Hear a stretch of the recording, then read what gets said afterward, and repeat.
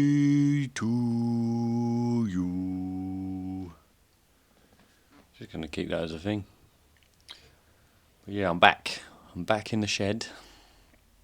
I was in Espanol for a while. And I feel like I've done fuck all when it comes to doing the shed. But I've got 2 episodes come out. And one's with a good friend called Faisal. And the other is with my nan, who is a Reiki master. So I'm going to be talking about energy healing and all sorts of things like that. But I'm also going to be doing a daily dose. So just what happened over the weekend, what's happening recently, what my fucking opinion is on these things, whether you like it, will determine whether you keep listening or not. But, I mean, what a weekend we have just had. Tennis, football and Virgins in the Sky, which was a bit of a cheeky line, but really it means Richard Branson, Sir Richard Branson, was one of the first persons to build his own spaceship and go into space. But it has been about 10 years, or I think even longer. One of them crashed, so it's been quite a journey. But I think the football and the tennis will probably get a lot more of the limelight, so I wanted to talk about all 3. So that is what I'm going to talk about today, but I'm not going to take up too much time. Probably only about 5-10 minutes on these daily doses, just to, if you're on the train or if you're doing something, cooking some breakfast or you're cooking your weekly meals or whatever, just if you want to listen to me in your ears.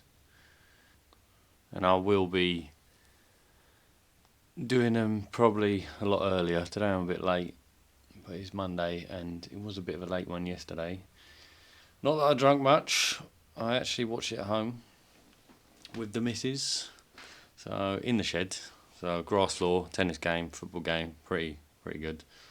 46 telly, and I didn't really feel like getting beer chucked over me, to be honest, and then seeing a load of fights with people on gear. So even though it would have been great atmosphere, I just weren't really feeling it, and I wanted to chill and watch the fucking tennis. And I've only just got out of 10 days of quarantine from Spain, so you would have thought I'd been itching to go out, but I just weren't really that bothered. And sometimes I think you just get a better angle from the telly. But it's all about the app. But even though, there's great atmosphere in the shed. And it was nice to just see some, I've been in Spain for a month, but it was nice to just see that England's getting back to a bit of fucking normality. With tennis and football and, alright, billionaires in space is not exactly normality, but at least we're venturing out, even though these guys should probably be helping down on Earth, but they're not really down to earth, are they?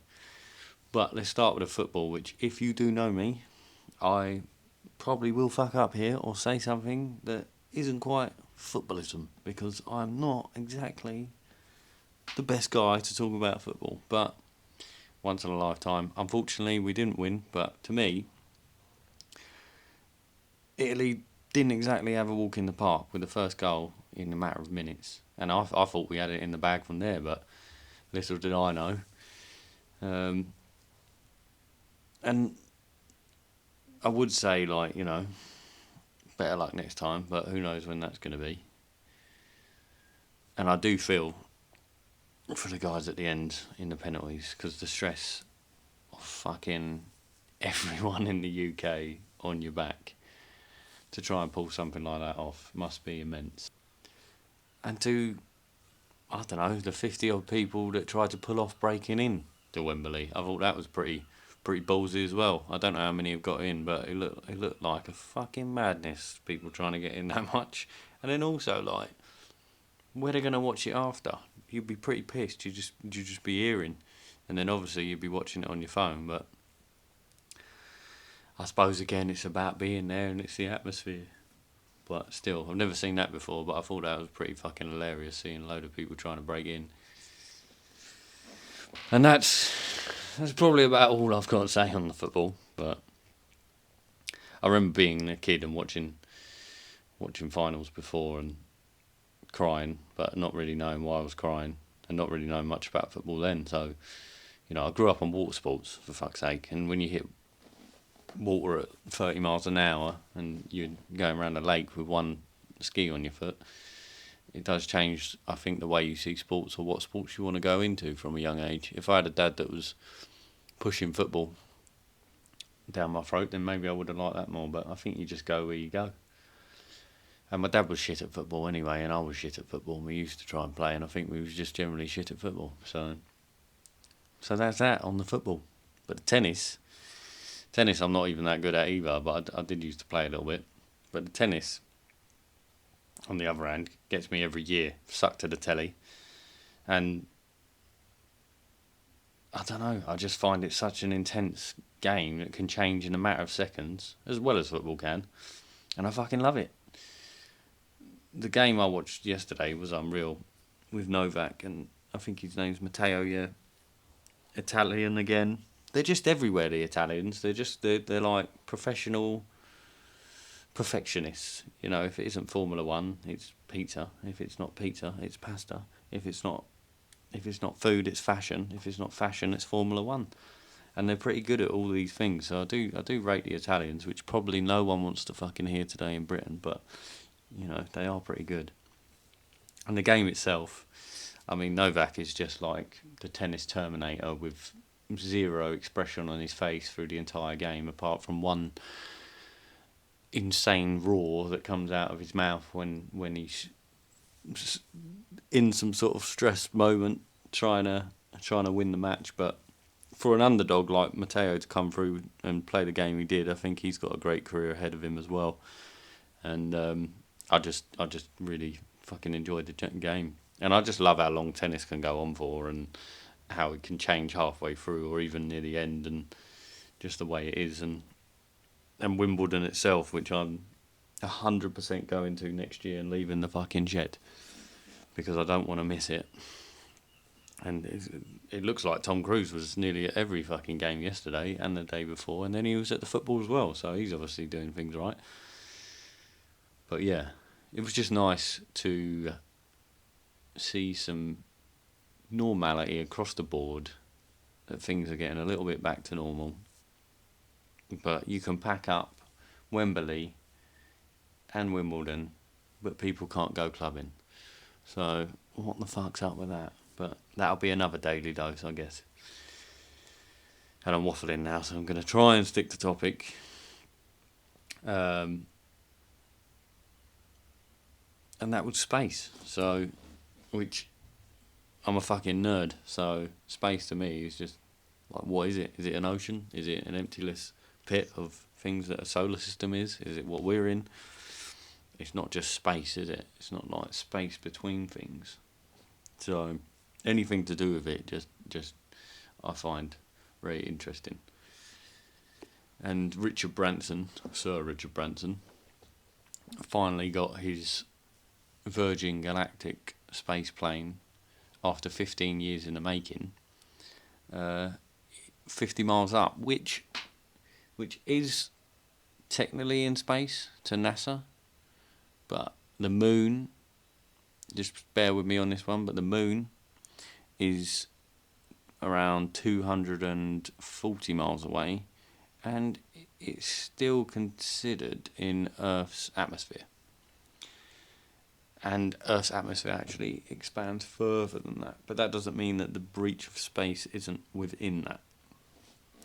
But still, for a geezer to make his own shuttle, be a billionaire, have a shit phone service, and usually bad internet connection company, but still be pretty dope in everything he does. And his marketing's always been pretty cool. To build this spacecraft over 10 years, or 15 years, which one did crash, like I said, and then get it into 50 miles ahead and offer tickets for £250 fucking thousand, I think is quite an achievement. And he also did it before Jeff Bezos, so which he's gonna be doing it in the next couple of days, I think.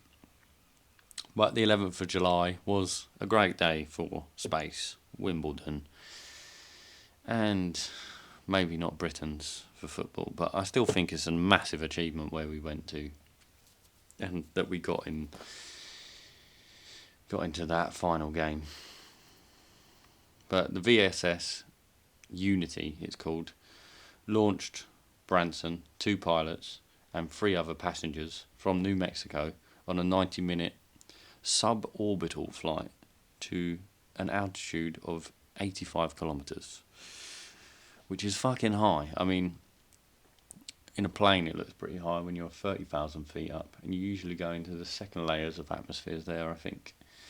But there's about 7 or 8, I think. And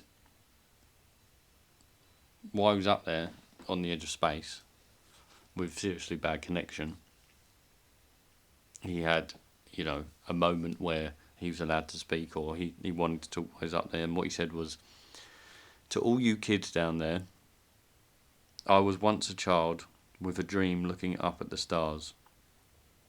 Now I'm an adult into a spaceship with lots of other wonderful adults looking down to our beautiful, beautiful Earth." So, I mean, that's quite an achievement. And he's an old bugger now, I think. I think he's nearly 70 odd, or he's 60, 65. So, but these guys are going to live to about 150, I think.